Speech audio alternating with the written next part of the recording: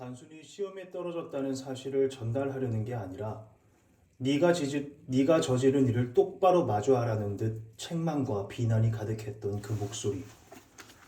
이후에도 그 힐란조의 목소리는 머릿속을 떠나지 않고 한동안 끈질기게 나를 괴롭혔다. 실격! 시동 끄고 내리세요! 실격! 시동 끄고 내리세요! 운전은 내게 거의 유일한 실패의 경험이다. 살면서 마주한 여러 관문들을 대부분 성공적으로 통과해왔다. 명문고 입시에 합격했고 원하던 대학에 한 번에 들어갔고 장학금을 받았고 CPA도 물론 공부하는 동안은 힘들고 어렵고 외로웠지만 3년간의 공부 끝에 합격했다. 빅펌 4군데 중 마음에 드는 2군데에 원서를 썼고 모두 최종 합격했으며 그중 초봉이 더 높은 곳을 골라 입사했다.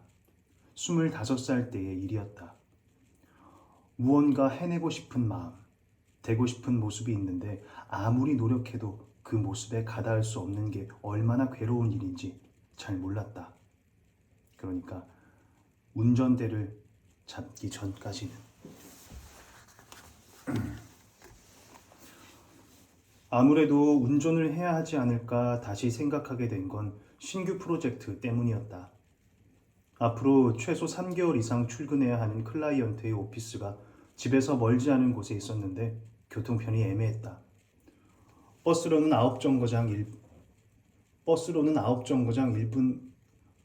9정거장 1분이었지만 타러 가고 내려서 걷는 시간만 20분이 넘었다.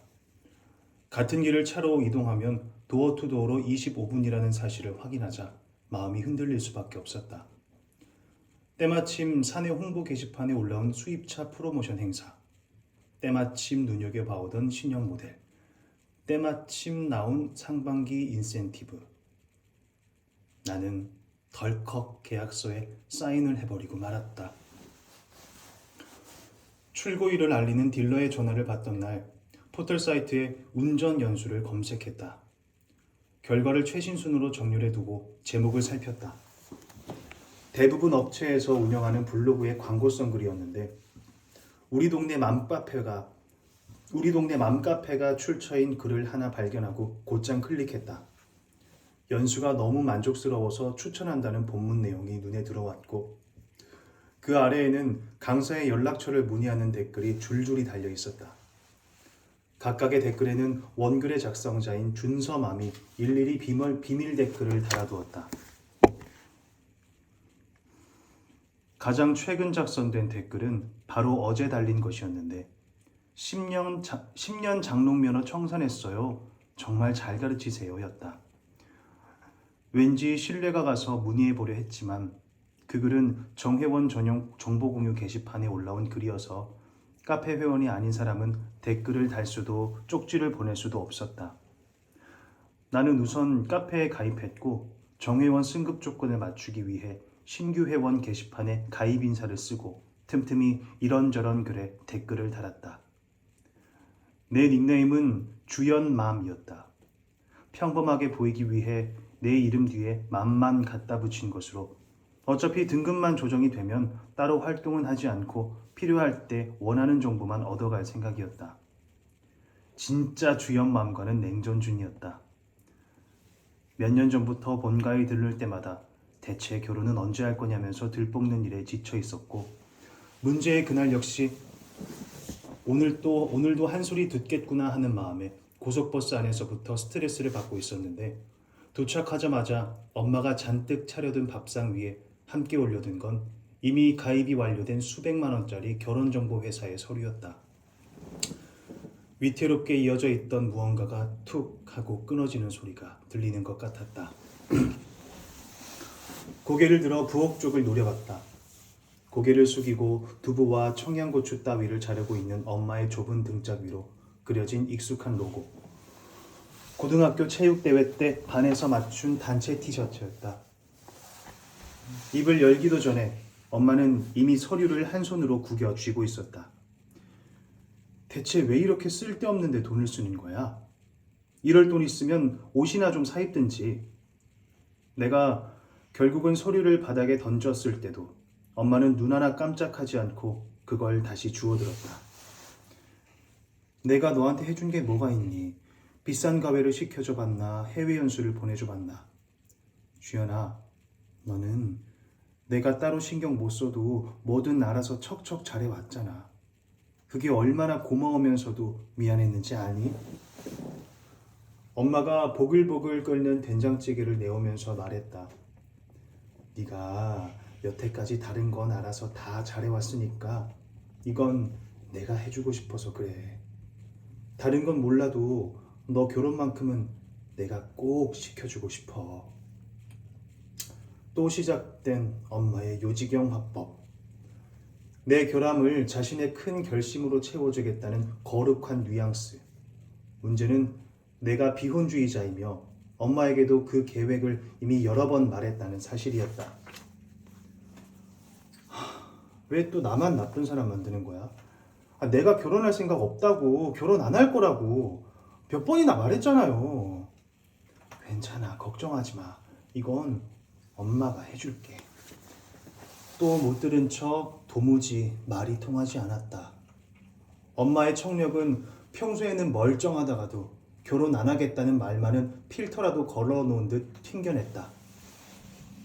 나는 그 길로 집을 나와버렸다. 그날 이후로는 걸려오는 엄마의 전화를 받지 않았다. 벌써 2달째. 냉장고의 밑반찬이 바닥을 드러내기 시작했고 결혼정보 회사로부터 안내 메시지가 쏟아지고 있었다. 카페에 가입한 지 정확히 일주일, 정회원으로 승급되었다는 알림을 받았다. 나는 글 작성자에게 쪽지로 강사의 연락처를 물었고 전화번호를 하나 받을 수 있었다. 준서맘 소개로 왔다 그러면 잘해줄 거라기에 고맙다고 답장을 보내고 카페를 괜히 한번 둘러보고 있는데 전체 글 목록에 새 글이 떴다. 사고팔고 게시판에 올라온 글이었다. 무심결에 클릭해보니 자동차 캐릭터가 그려진 손바닥만한 삼각 팬티.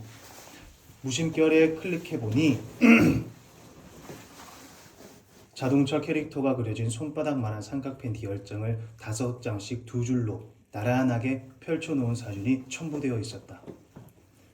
개당 1,000원이고 10개 다 하시면 18,000원에 드려요. 기저귀를 막댄 30개월 무렵에 아이가 입으면 딱 좋다는 말과 함께 전부 깨끗이 빨아서 다려놨다는 설명이 덧붙어 있었다.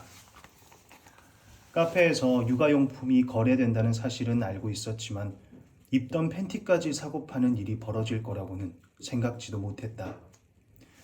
입던 팬티를 1,000원 주고 사는 삶과 입던 팬티를 팔아서 1,000원을 버는 삶, 둘 다 생경하게 여겨졌다.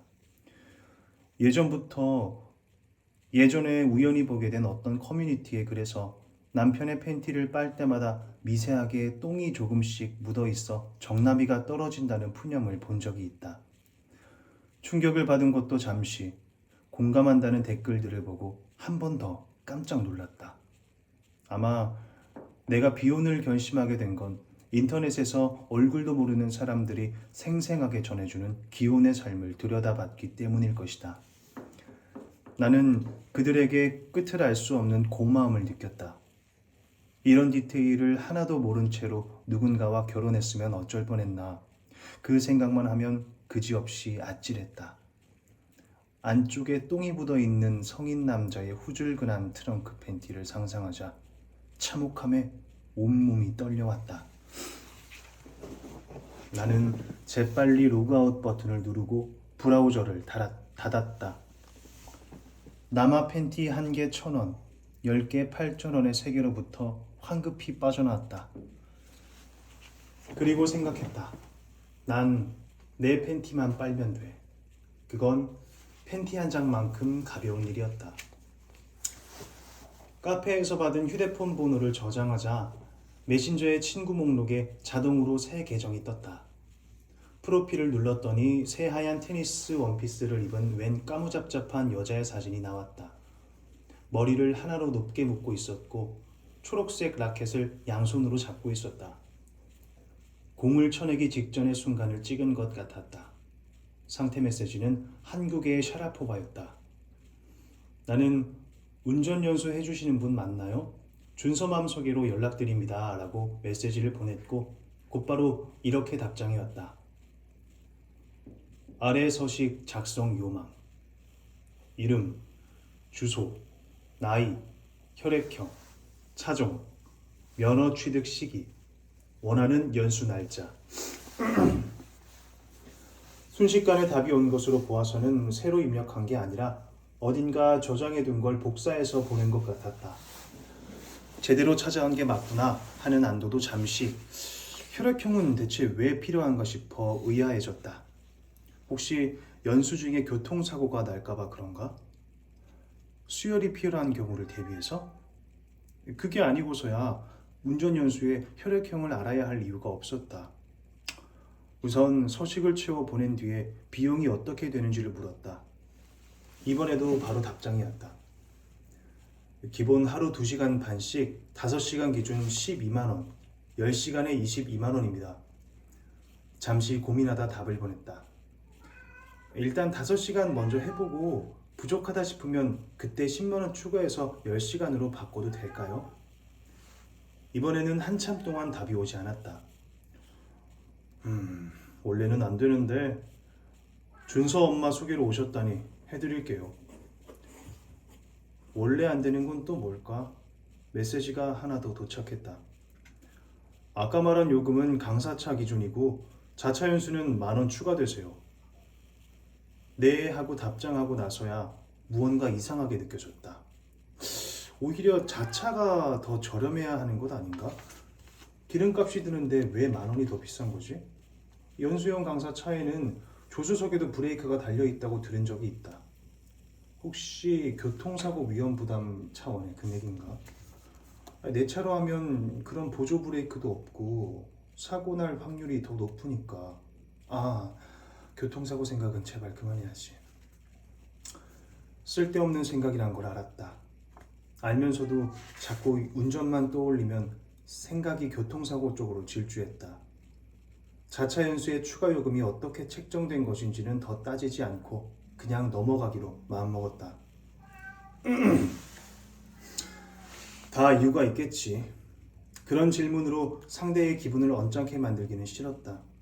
어쨌든 이 사람과 최소 5시간은 꼼짝없이 붙어 있어야 하니 되도록 기분 좋게 가는 게 나았다. 10,000원이 뭐라고. 나에게도 1,000원, 2,000원 하던 고시생 시절이 있었다. 10,000원, 20,000원 하던 사회초년생 시절도 있었다. 이제는 빅펌의 9년차 회계사, 시니어 매니저였고 작은 돈에는 크게 연연하지 않을 수 있게 되었다. 강사의 메시지가 또다시 도착했다.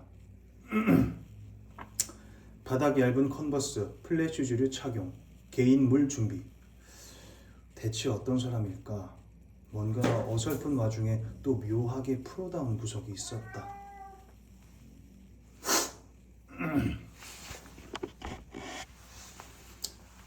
가느다란 은퇴 안경을 쓴 작달만한 단발머리 아주머니가 조수석 쪽의 창문을 손등으로 두드렸다. 나는 눈인사를 하면서 얼른 버튼을 눌러 창문을 열었다.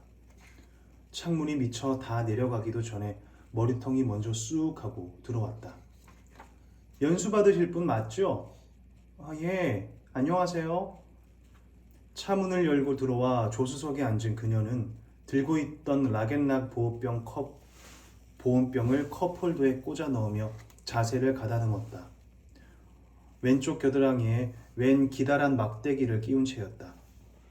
반짝이는 금속 재질로 당연히 금은 아니겠지만 어쨌거나 색은 금색이었고 끝이 살짝 구부러진 형태였다.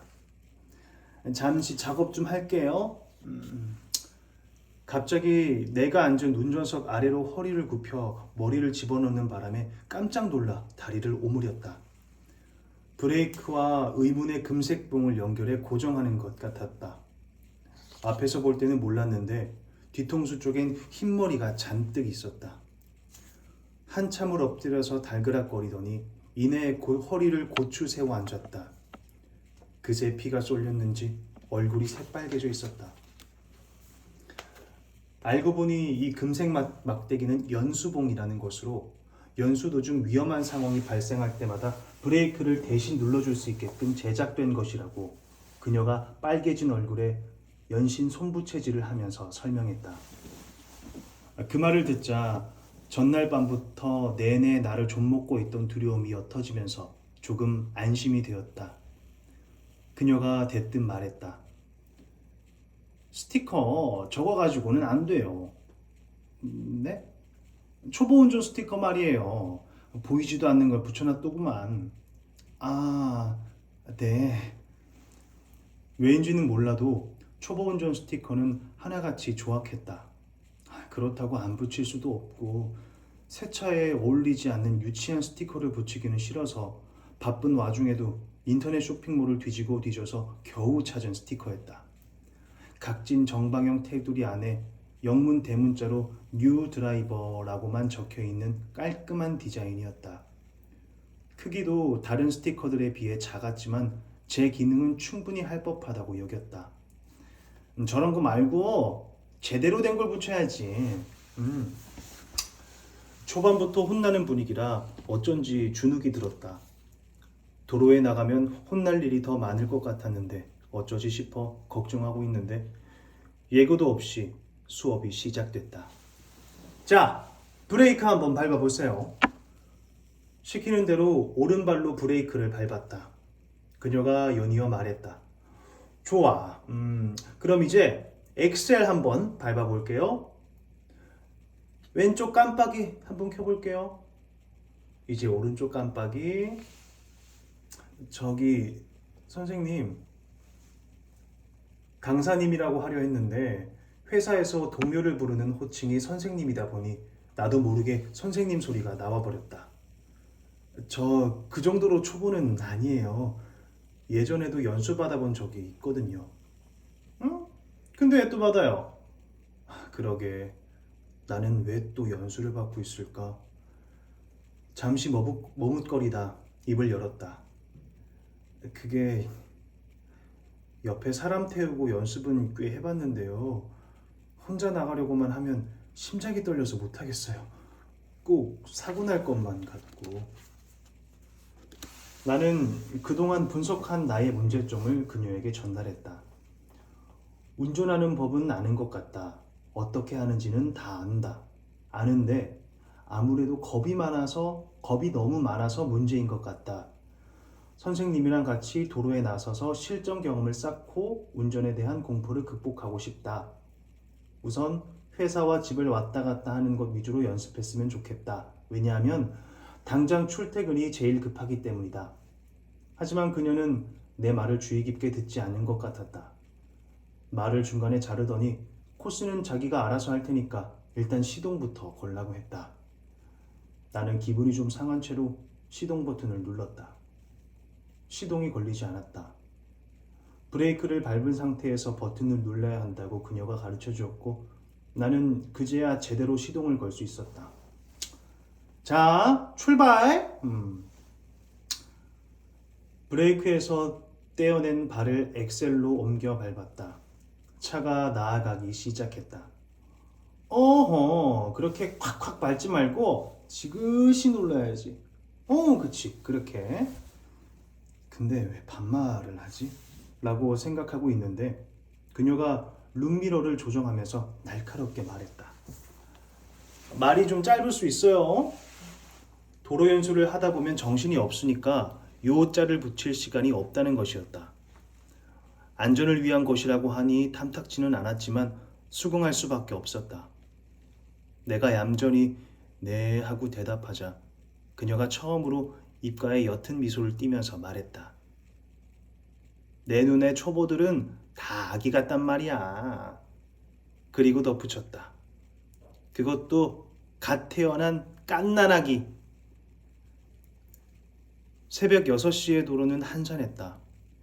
나는 그녀의 지시에 따라 가거나 멈추거나 우회전하거나 좌회전하거나 차선을 바꾸었다.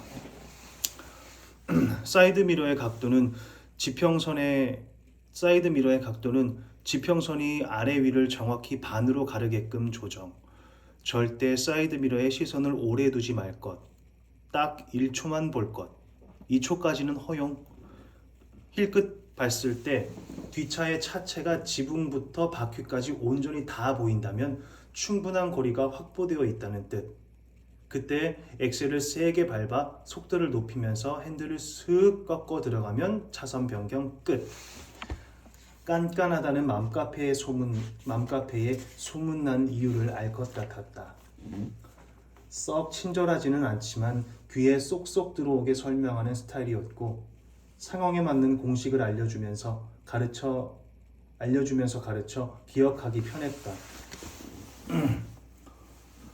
조수석에서 때마다 적절히 눌러주는 금색 연수복의 도움을 받아 어느새 차선 바꾸기를 12번쯤 성공하고 큰 사거리에서 좌회전, 유턴에 이어 과속 방지턱을 부드럽게 넘는 것까지 성공했을 때 그녀가 물었다. 근데 수업을 이렇게 일찍 해서 어떡해? 남편은 굶고 출근했나? 남편이요? 여기는 밥 안 차려줘도 돼? 저 결혼 안 했는데요. 했어도 차려줄 생각 없는데요. 저도 바빠요. 라고 하고 싶었지만 그런 말은 하지 않았다. 이런 질문을 하는 사람한테 대체 무엇을 어디서부터 어떻게 설명해야 할지 상상만 해도 진이 빠졌다. 무엇보다 지금은 운전 중이었다. 내겐 너무나 낯선 이곳. 도로에서 살아남기 위해 다른 생각을 할 겨를이 없었다. 온 정신이 운전에 쏠려 나머지 방향으로는 논리가 다 무력해진 느낌이었다. 아가씨구나. 나이가 좀 있어서 결혼한 줄 알았지. 어쩐지 너무 아가씨 같더라 했어. 딱 보기에는 그냥 20대 같네.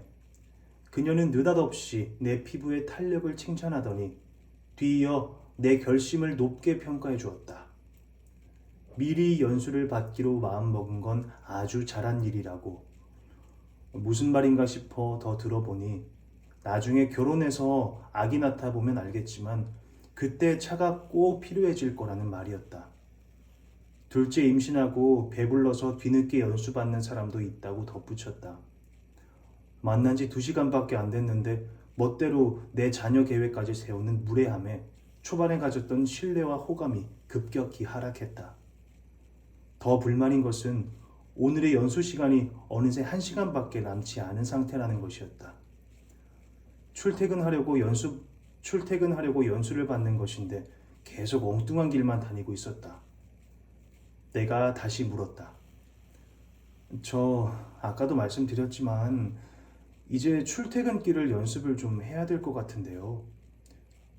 그녀가 한숨을 쉬었다. 아휴, 좀 기다려요. 내가 그건 알아서 해준다니까. 주현 씨는 평생 출퇴근만 할 거냐? 어떤 상황에서도 운전할 줄 알게 연습을 해두면 그건 자동으로 해결된다는 말이 이어졌다. 오늘은 기본기를 다져놓고 내일 출퇴근길을 주행해보면 자연스럽게 할 수 있게 된다는 것이었다. 남은 시간은 오늘 1시간과 내일 2시간 반, 총 3시간 반이었다. 내가 10년 가까이 못한 운전을 앞으로 3시간 더 연수받는다고 잘하게 될까? 결국 5시간 더 추가하게 하려고 일부러 내가 원하는 코스는 안 가는 게 아닌가? 하는 의심까지 들었다. 나는 그녀에게 다시 설명했다. 선생님이 여태까지 겪은 학생들 기준으로 판단해서는 절대 안 된다. 나의 경우는 다르다. 나는 다른 사람들보다 훨씬 겁이 많아서 지금부터 빨리 출퇴근 코스를 연습해 두어야 한다. 그녀가 피식 웃음을 터뜨렸다. 주현 씨, 겁 많은 거 아니에요. 나는 황당해서 처음으로 전방에서 시선을 거두고 조수석 쪽으로 고개를 돌렸다. 그럼요? 겁 많은 사람이 어떻게 운전을 이렇게 해? 말이 안 돼. 고개까지 절레절레 젓고 있었다. 그녀가 이어 말했다. 겁이 많다는 사람이 어떻게 그렇게 엑셀을 콱콱 밟고 핸들을 그렇게 획획 돌리느냐 말이야. 진짜 겁 많은 사람은 그렇게 못해요. 그녀가 틀렸다. 나는 겁나고 무서웠다. 그건 분명했다. 내가 누군가의 앞길을 막고 있을까봐 두려웠고 꾸물거리다가 다른 차와 부딪힐까봐 불안하고 조급했다. 그러니 반사적인 동작이 바쁘고 성급해 보일 수밖에 없었다. 아무것도 모르면서 나는 내가 제일 잘한다. 이렇게 기본기만 연습하다가는 아무것도 모르면서 나는 내가 제일 잘한다. 이렇게 기본기만 연습하다가는 절대 2차로 출퇴근할 수 없는 사람이다. 말없이 굳은 내 표정이 신경 쓰였는지 그녀는 내가 원하던 출퇴근 코스를 왕복해보는 것으로 오늘 수업을 마무리하자고 했다. 나는 내비게이션에 오피스 주소를 입력하고 다시 출발했다. 선생님, 이따가 좌회전인데요. 지금부터 왼쪽으로 붙어야겠죠? 네, 슬슬 잘 보고 옮기세요. 그녀가 알려준 대로 왼쪽 깜빡이를 켜고 사이드 미러를 1초 힐끔 보고 뒷차가 지붕부터 바퀴까지 온전히 보이는 것을 확인한 뒤 핸들을 꺾어 좌측 차선을 밟았다. 그 순간 조수석에서 귀를 파고드는 비명이 터졌다. 안 돼! 동시에 뒷차가 날카롭게 경적을 울려대며 옆 차선으로 스쳐 지나갔다. 빵 하는 소리가 끊이지도 않고 한참이나 강도 높게 이어졌다. 마치 나에게 시위하는 듯한 소리였다. 동시에 그녀가 가슴을 쓸어내리며 소리 질렀다. 주현 씨, 내가 그렇게 미꾸라지처럼 들어가지 말랬지? 나는 대체 무슨 일이 벌어진 건지 이해하지 못해 되물었다. 저 아직도 제가 뭘 잘못했는지 모르겠어요.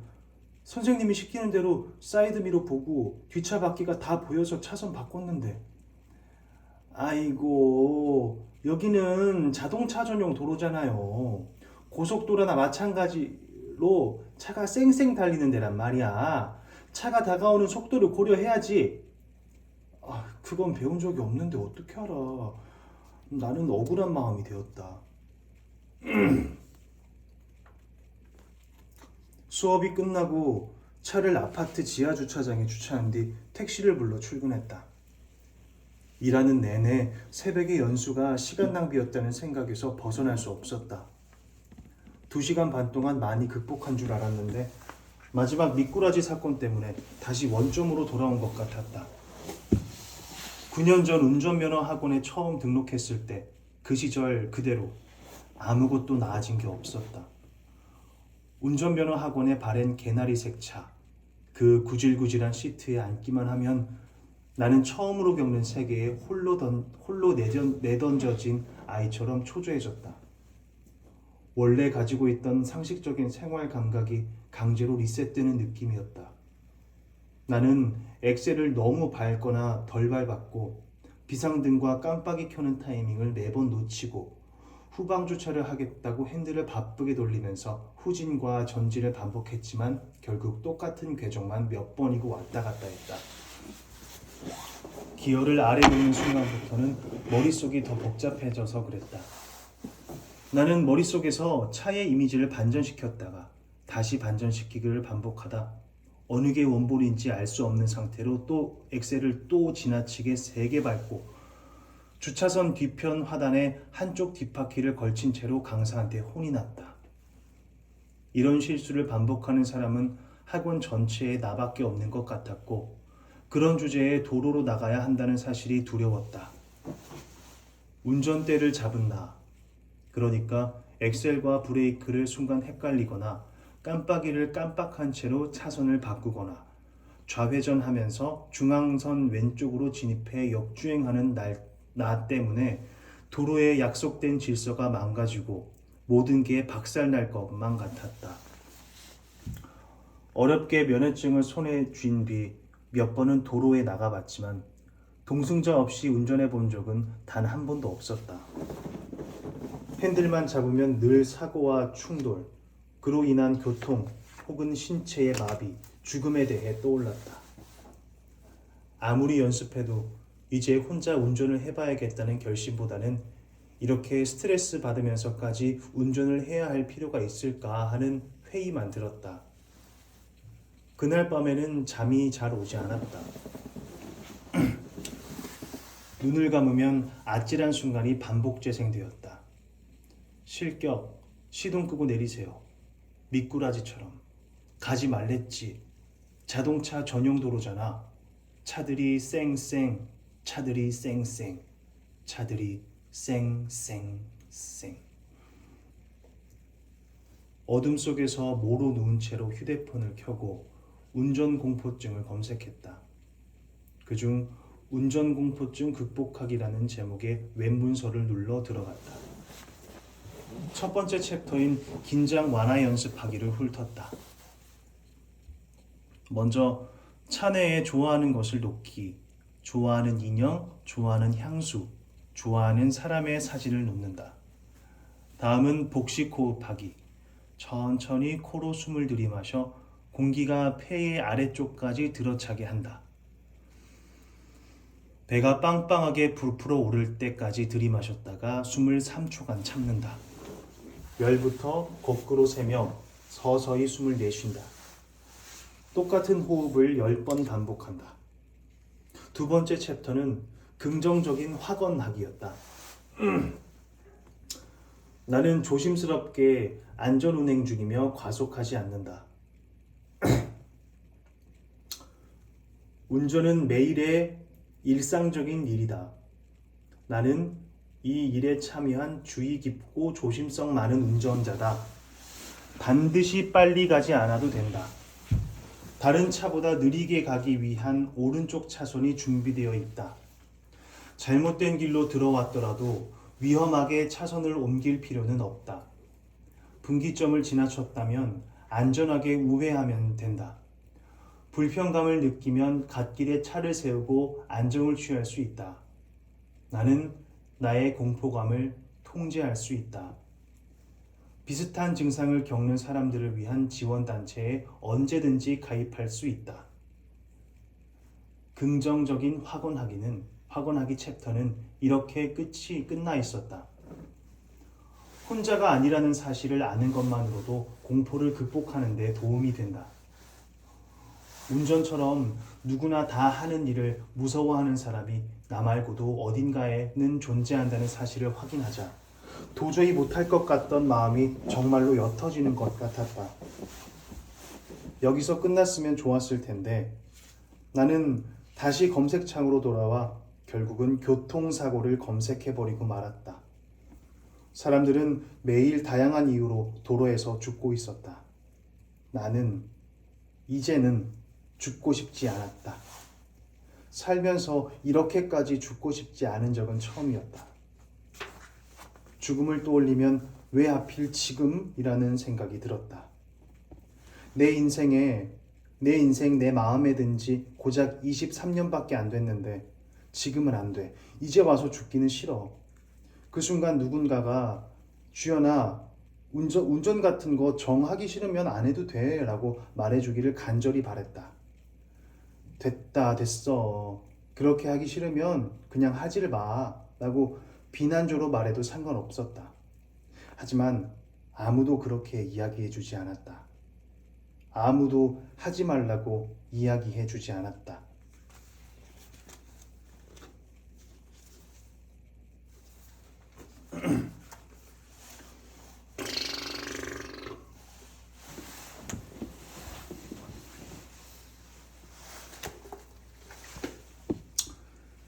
다음날 만난 그녀의 손에 하얀 종이 한 장이 들려 있었다. 글자 크기를 하나만 더 올렸어도 초만 남고 보는 다음 페이지로 넘어갔겠구나 싶을 정도로 꽉 찬 궁서체로 초보라고 적힌 A4 용지였다. 글씨가 너무 커서 아연해졌다. 그녀가 내 표정을 보고 울었다. 왜요, 주연씨? 창피해요? 아니요. 뭐 그런 건 아닌데. 비싼 외제차에 이런 거 붙이기 싫지? 붙이기 싫다. 그녀가 내 속내를 읽었는지 눈을 흘겼다. 무슨 아우디가 주연 씨 지켜주는 줄 알아요? 그녀가 이어 말했다. 이게 주연 씨 지켜주는 거야. 그러면서 손에 들린 A4 용지를 팔락팔락 소리가 나도록 세차게 흔들었다. 초보 운전도 아닌 그냥 초보. 그 두 글자의 힘인지 정말 도로가 한결 친절해진 느낌이었다. 실수하거나 꾸물거려도 경적이 전날만큼은 울리지 않았다. 내가 먼저 입을 열었다. 저거 붙이니까 정말 빵빵거리지 않네요. 그치? 근데 그건 주연 씨가 어제보다 오늘 더 낫기 때문인 것도 좀 있어요. 칭찬까지 받으니 자신감이 붙었다. 처음으로 출근길 코스를 무리 없이 성공했다. 그녀가 우쭐대듯 말했다. 그거 봐요. 어제 기본기 연습해두면 출근길은 아무것도 아니랬지? 이번에는 주차 연습을 하기 위해 오피스의 지하주차장 진입로로 들어갔다. 그러자 다시 그녀의 금색 연수봉이 바빠지기 시작했다. 브레이크 살살 좀 밟아. 어허, 너무 왼쪽으로 붙었다. 아니지, 오른쪽으로 너무 붙었다. 방향 잡히면 그대로 쭉 가라고. 핸들 많이 돌릴 필요 없어요. 머리로는 분명 이해했는데 손과 발이 말을 듣지 않았다. 어깨에 잔뜩 힘을 준 채로 양쪽 벽에 부딪힐 위기를 몇 번이나 넘기며 한참을 빙글빙글 돌다 보니 속까지 메스꺼워졌다. 지하 5층에 도착하자 그녀가 투덜거렸다. 여기는 주차장 들어가는 길이 너무 좁네. 별로다 별로. 차가 한 대도 없는 새벽의 지하 주차장에서 좌측 후방 주차 수업이 시작되었다. 이 역시 공식과 함께였다. 주차하려는 칸의 바깥선과 어깨선이 직각으로 닿는 상태에서 시작. 핸들을 우측으로 끝까지 돌리고 전진. 사이드미러 상에서 뒷바퀴가 주차선의 4분의 1을 밟을 때 스톱. 기어를 R로 바꾸고 핸들을 반대 방향으로 끝까지 돌리고 후진. 기어가 R일 때 핸들 방향이 헷갈리는 것은 당연. 처음엔 누구나 헷갈림. 안 헷갈리는 사람이 이상한 것. 그럴 때는 자동차의 궁둥이를 틀고 싶은 방향으로 핸들을 돌린다고 생각하면 쉬움. 마무리는 방지턱에 궁둥이가 걸릴 때까지 천천히 후진하다가 단정하게 정차하면 끝. 공식대로 하니 어려울 것이 없었다. 이어서 우측 후방 주차, 전방 주차, 평행 주차에 차례로 성공했다. 그녀가 말했다. 잘하는데? 주차는 너 안 해도 되겠어요. 내가 문자 보내줄 테니까 이대로만 하면 돼. 휴대폰을 꺼낸 그녀가 메모장 앱을 켜더니 장문의 글을 전체 복사해서 나에게 전송했다. 그녀의 주차 비법이 짧은 진동음과 함께 순식간에 내 주머니 속으로 도착했다. 뒤이어 새 코스를 제안했다. 이 건물은 주차장으로 들어가는 길이 좁기 때문에 좁은 길에서 완급 조절하는 연습을 더 해야 한다면서 멀지 않은 곳에 자기가 잘 아는 구불구불한 오솔길이 있는데 연습하기에 제격이라고 했다. 그 좁고 울퉁불퉁한 오솔길을 서너 번만 왔다 갔다 하면 이 주차장쯤이야 아주 쉽게 다닐 수 있을 거라는 말이었다. 그때 내 배에서 꼬르륵 소리가 났다. 주연씨 배고픈가 보네. 네. 아침을 못 먹어서. 그러다 갑자기 궁금해져서 물었다. 선생님은 남편분 아침밥 차려주고 나오시나요? 아니? 동시에 웃음이 터졌다. 그녀가 웃음을 입가에 머금은 채로 버럭 소리쳤다. 무슨 아침밥 같은 소리를 하고 있어. 내가 이 새벽에 일어나서 나오는데 밥을 어떻게 차려? 우리는 차에서 내려 무언가를 사 먹기로 합의했다. 이른 아침이라 문을 연 가게가 없었지만 걸어서 5분 거리에 편의점이 있는 것을 운전하는 중에 눈여겨봐두었다. 지하 주차장에서 나와 편의점까지 걸으면서 나는 그녀의 체구가 내 짐작보다 훨씬 더 작다는 사실을 알게 되었다. 앉아있을 때는 티가 나지 않았는데 차에서 내려 나란히 걸으니 깜짝 놀랄 정도로 작았다. 아침인데도 햇살이 제법 강해서 빨리 시원한 편의점으로 들어가고 싶던 차에 그녀가 큰 소리로 날 불렀다. 아, 주현 씨! 좀 천천히 가! 발걸음이 왜 이렇게 빨라? 제가 그런가요? 나는 내가 빠른 게 아니라 그녀가 너무 느리다고 느끼고 있었다. 그녀가 바삐 걸으며 말했다. 주현 씨는 성격이 참 급해. 그리고 이어 말했다. O형이라 그래. 네? 우리 막내딸도 O형이거든. 승부욕도 강하고 성격이 아주 급해. 그제야 나는 그녀가 연수 전에 혈액형을 물어본 이유를 알게 되었다. 정말 혈액형으로 성격을 파악하려고 했던 것이다. 그런 걸 진지하게 믿는 사람을 너무 오랜만에 만나서 웃음을 참기 힘들었다. 그녀가 내게 물었다. 지금 혈액형 믿는 거 바보 같다고 생각했죠? 아니요. 혹시 오해할까봐 그러는데 나도 믿는 건 아니야. 근데 또 이렇게 맞는 건 맞을 때가 있더라고. 신기하죠? 그래서 나는 항상 학생들한테 물어봐. 미리 성격을 파악해두면 확실히 수업도 잘 되더라고. 그러면서 다시 한번 덧붙였다. 믿는 건 아니지만. 나는 혈액형 믿는 게 우습다고 생각한 걸 들키지 않으려고 일부러 고개를 더 크게 끄덕였다. 그렇게 주걱거리다 보니 어쩐지 그 말도 맞는 것 같다는 생각이 들었다. 나는 O형이고 성격이 급했다. 어쨌든 그건 부정할 수 없는 사실이었다.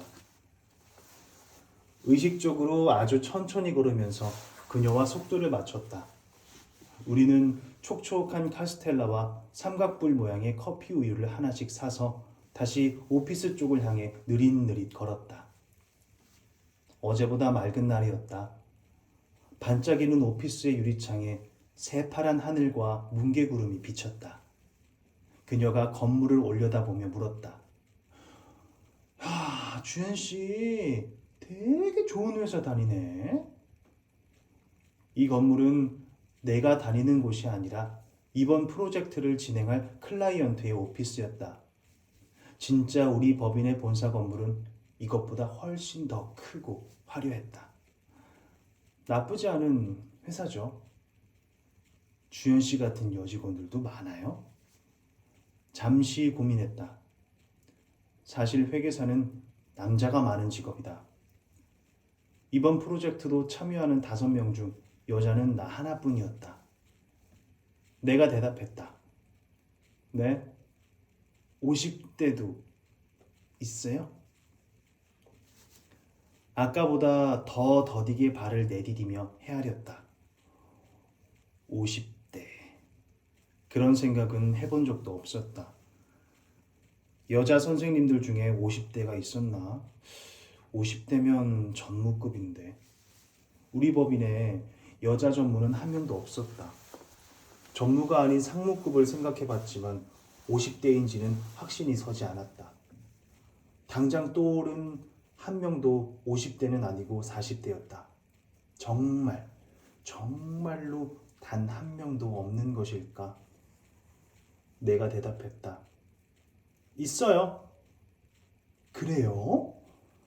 나는 마지막 남은 카스텔라 한 조각을 입에 털어넣으며 말했다. 네? 되게 많아요. 걷다 보니 다시 지하 주차장으로 통하는 엘리베이터 룸에 도착했다. 그녀가 몇 시지? 라고 혼잣말하며 휴대폰을 꺼내 케이스 덮개를 획 열어젖혔다. 액정 화면이 밝게 빛났다. 슬쩍 내려다보니 메신저 프로필에 걸어둔 그 테니스 소녀의 사진이었다. 금세 액정이 꺼졌다. 그녀가 측면 버튼을 눌렀다. 테니스 소녀가 또다시 나타나자 그녀는 엄지손가락으로 액정 화면 가운데를, 그러니까 머리를 하나로 높게 묶은 까맣게 탄 소녀의 얼굴을 두어 번 문지른 뒤 다시 케이스를 덮어 닫았다. 나는 얼른 시선을 돌려 그걸 안 본 척 했다. 그리고 머릿속에 다른 사진을 한 장 그렸다. 테니스 소녀가 커다란 우승컵을 들고 있는 사진이었다. 황금색으로 번쩍번쩍 빛나는 거대한 트로피. 너무 크고 무거워서 소녀 혼자 들지는 못하고 한쪽만 받쳐 들고 있었다. 다른 한쪽을 받쳐든 사람은 선생님이다. 소녀보다 키가 작아서 우승컵이 그녀 쪽으로 한참 기울였지만 그녀의 미소는 테니스 소녀의 미소보다 더 크고 환하다. 아마 그 장면은 그녀 인생 최고의 순간 중 하나가 될지도 모른다. 나는 그런 중년 여성을 알고 있다. 내 50평생 오늘이 가장 기쁜 순간이다. CPA 시험 합격자 발표가 났을 때 엄마가 내게 한 말이었다. 그전에도 엄마의 30평생, 40평생의 가장 기쁜 순간들은 나로 인해 만들어졌다. 내가 반에서 1등을 하고 원하던 대학에 들어가고 장학금을 받고 공인회계사 시험에 합격하고 회계법인에 입사할 때마다 엄마의 인생에서 가장 기쁜 순간이 차례로 갱신되었다. 나는 그럴 때마다 겨우 이런 일이 결국은 자신이 아닌 다른 사람의 손끝에서 결정되어 버리는 일이 일생의 가장 기쁜 순간씩이나 되는 그런 삶은 결코 살지 말아야겠다고 다짐하곤 했다. 마지막 남은 커피 우유 한 방울과 공기가 동시에 빨대를 통과하는 소리가 마지막 남은 커피 우유 한 방울과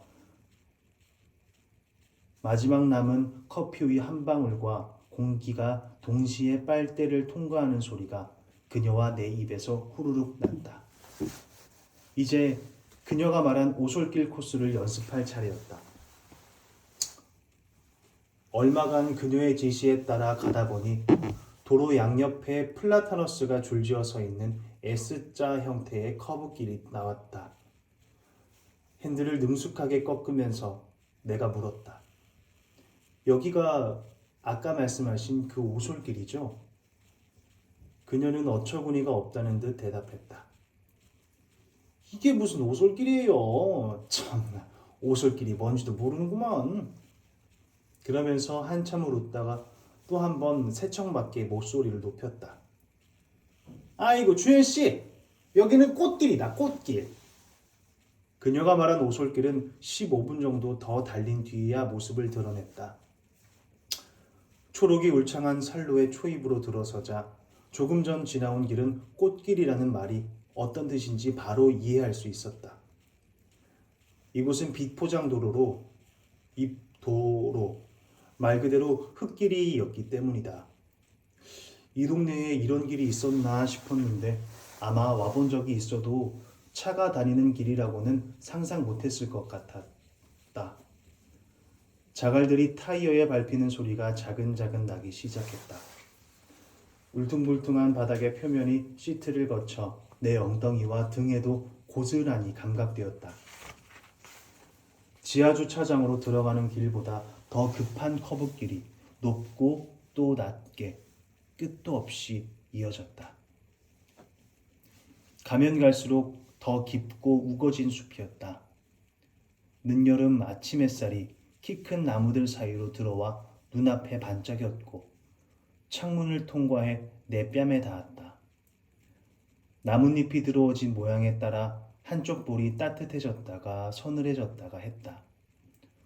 구불구불 한 길을 자칫 벗어나면 언덕 아래로 떨어질 수 있는 상황이었는데도 이상하게 마음이 전에 없이 편안했다. 나는 엑셀을 밟았다가 뗐다가 핸들을 감았다가 풀었다가 하면서 오솔길을 내달렸다. 슬슬 밟았다가 슬슬 뗐다가 살살 감았다가 다시 살살 풀었다가 지켜보던 그녀가 입을 열었다.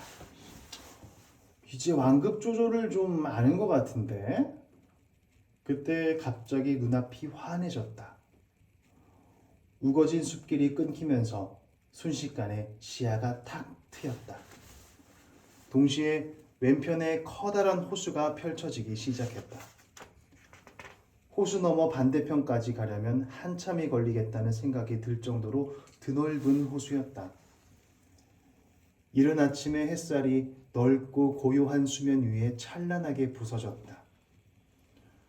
어딘가에서 새가 지저귀는 듯한 소리가 들렸고 그 소리를 더 크게 듣고 싶어 버튼을 눌러 창문을 내렸는데 그러면서 조금 놀랐다. 주행 중에 핸들에서 한 손을 떼고 무언가를 조작한 것은 처음이었다. 엑셀을 밟은 발에도 살짝 더 힘을 줬다. 하늘과 구름, 연두빛 잎사귀들을 머금은 호수가 시야를 가득 채웠다. 그 순간 나는 운전이 무섭지 않다고 생각했다. 그렇게 느낀 적은 단 한 번도 없었기 때문에 신기한 일이었다. 심지어 전에는 도무지 이해할 수 없었던 드라이브 하는 사람들의 마음까지도 온전히 이해할 수 있을 것만 같았다. 어딘가에 도착하기 위해서가 아니라 그냥 운전이 하고 싶어 핸들을 잡는 사람들의 마음을. 선생님, 응? 이 길 너무 예뻐요. 그녀가 흐흐 웃으며 웃더니 대답했다. 예쁘죠? 어느새 내가 멀다고 가능했던 바로 그 반대편 지점까지 와 있었다. 물이 지은 오리떼가 호수 위를 천천히 지나갔다. 물이 지은 오리떼가 호수 위를 천천히 지나갔다.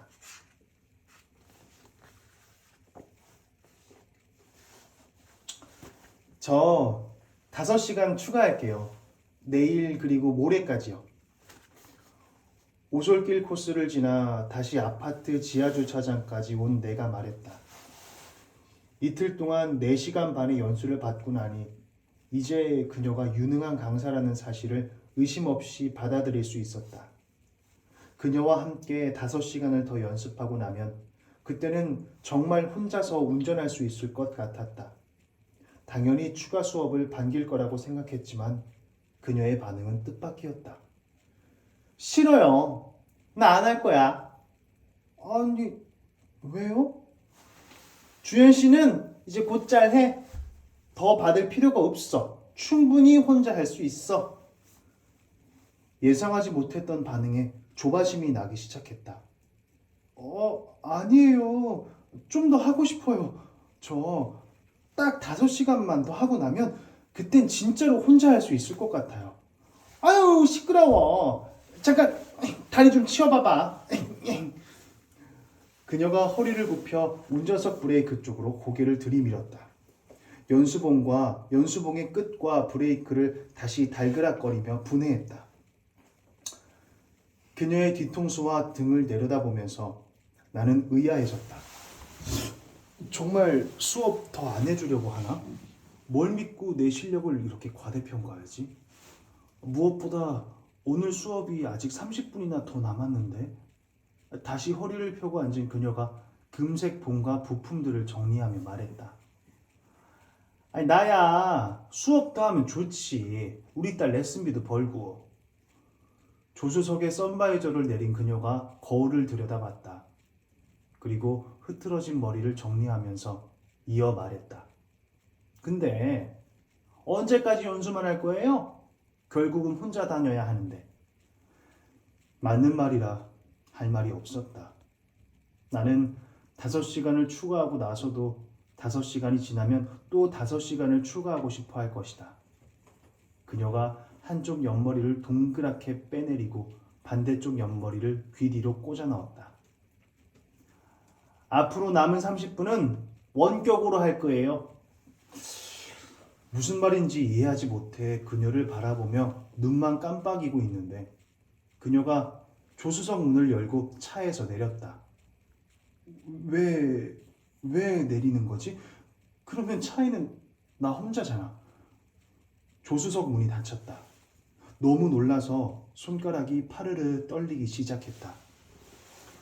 휴대폰의 진동이 길게 울렸다. 눈으로는 이미 조수석 밖에 있는 그녀를 올려다보면서 손으로는 핸드폰을 찾으려 핸드백 손을 더듬거렸다. 그녀가 반쯤 열린 차창에 대고 자기 휴대폰을 흔들면서 말했다. 내 전화예요. 받아서 스피커폰으로 켜놔. 아까 배운 대로 여기서 회사까지 주연 씨 혼자 가는 거예요. 알겠지? 내 차 뒤에 바짝붙어 따라오면서 스피커폰으로 조언을 해주겠다는 거였다. 넓은 차 안에 홀로 남겨진 심장이 빠르게 뛰기 시작했다. 이곳엔 좋아하는 인형도, 좋아하는 향수도, 좋아하는 사람의 사진도 놓여 있지 않았다. 갑자기 숨이 가빠졌다. 나는 숨을 억지로 크게 들이마신 다음 열부터 천천히 세면서 내뱉기 시작했다. 10, 9, 8, 7, 6.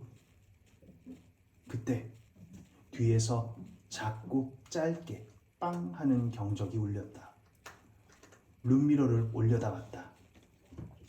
그녀의 은색 구형 아반떼가 약속한 대로 바로 뒤에 서 있었다. 스피커폰 모드로 전환해 휴대폰에서 그녀의 목소리가 흘러나왔다. 나 보이죠? 출발하세요. 브레이크에서 발을 뗐다. 차가 천천히 앞으로 나아가기 시작했다. 조수석에는 아무도 없었고 그런 일은 처음이었지만 그 사실에 너무 몰두하지 않게끔 그녀가 스피커폰으로 계속 말을 걸어주었다. 자, 사람 건너나 안 건너나 확인하시고 우회전 천천히. 그렇지. 자, 다음 좌회전해야 하니까 기회 될 때마다 1차선으로 바짝 붙으세요. 그렇지. 우리 차선 지금 말고 다음에 바꾸자. 이 까만 소나타 지나가면 그때 바꾸자 우리.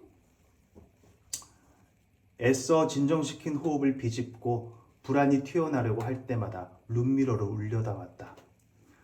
단 한 번도 빼놓지 않고 그녀와 눈이 마주쳤다. 그녀는 어떤 상황에서도 바로 뒤에서 날 주시하고 있었고 그 사실에 의지해 꽤 긴 길을 혼자 달려왔다. 그런데 잠깐만, 이 길이 맞나? 분명히 직진 차선을 그대로 따라가고 있다고 생각했는데 어찌된 일인지 내가 서 있는 곳은 더 이상 직진 차선이 아니었다. 나는 어느새 왼쪽 포켓 차선으로 흘러 들어와 있었다. 내 뒤에 붙어선 그녀를 다급히 불렀다. 선생님, 어떡해요? 저 잘못 들어온 것 같아요. 아이고, 그렇네. 우측 사이드 미러를 들여다봤다. 차들이 끝도 없이 줄지어서 있었다. 지금 차선을 바꾸지 않으면 한참을 다른 길로 가야 했다.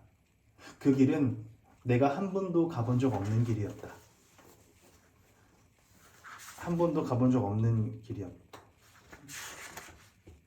길이었고 혼자 주행하기에는 당연히 무리였다. 현기증이 일었다. 핸들이 금세 축축해졌다. 왜 이렇게 땀이 나지? 이러다가 핸들에서 손이 미끄러지면 어떡하지? 심장이 또다시 격렬하게 뛰기 시작했다. 그녀가 또박또박한 어조로 말했다. 내가 뒤에서 막아줄 테니까 그때 오른쪽으로 차선 한 번 옮겨요. 알겠지? 그녀가 오른쪽 깜빡이를 켜고 옆차선으로 파고들었다. 신호 대기 중이던 차 여러 대가 동시에 경적을 울려대기 시작했다.